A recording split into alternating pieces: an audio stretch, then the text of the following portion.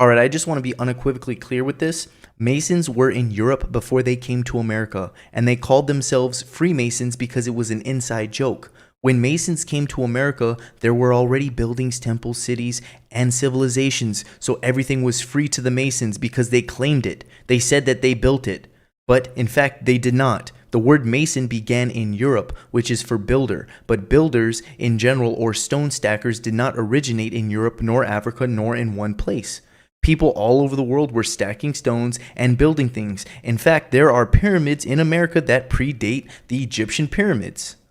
In 1942, when Nikola Tesla was found dead in his hotel room in New York, all of his documents were seized by government officials and taken to MIT, Massachusetts Institute of Technology, where John G. Trump, the uncle of Donald Trump, was the head researcher, and they didn't want Nikola Tesla's documents to fall into the wrong hands. But obviously, the government is the wrong hands, because then in 2001, September 11th, Nikola Tesla's death ray, which he patented, was used, a DEW, direct energy weapon, to dustify the towers in midair. They were literally obliterated with a high-frequency radiation technology. Also, Rosicrucianism, where the rose is at the center of the cross, meaning your heart, your corazon, the core of your body where the electromagnetic field is produced from. The electromagnetic field itself is invisible, and that is the spirit, because our bodies are the effect of everything physical, which is the attribute of source, which is metaphysical, and that is why we have the black and white checkerboard. It represents matter and spirit. In fact, the word cabal is cube and ball because we are supposed to go from a cube to a ball. Cube represents matter and the ball represents spirit. This is how we ascend. Jesus becomes Christ. Pinocchio becomes a real boy.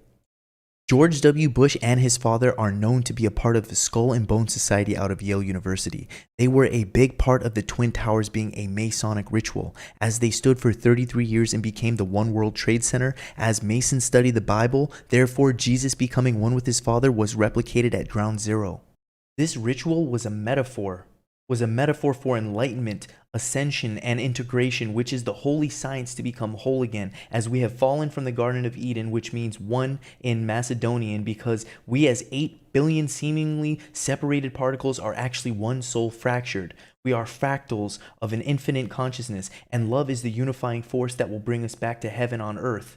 As we integrate with nature, because integrating with technology will lead us further away from oneness, or source point of all creation, or the universal God mind, the Twin Towers represented the left and the right brain, masculine and feminine, which together creates the Trinity, or the child, or the Son of God. The Twin Towers stood for 33 years, just like Jesus, and after they fell, the One World Trade Center was erected. That's why resurrection stands for rise erection. Now remember, to become a priest or a priestess, a young adult would have to go to a cemetery, which was a place of holiness where semen retention was taught, but is no longer discussed. The semen or holy anointing oil or the spinal fluid, it is a pure potent and it carries the light and life of the universe. We can transmute that liquid as it goes from the base of our spine, it turns into a gas or a plasma, and when it reaches the crown, that is how we become Illuminati without joining a lodge. It's called syncretism.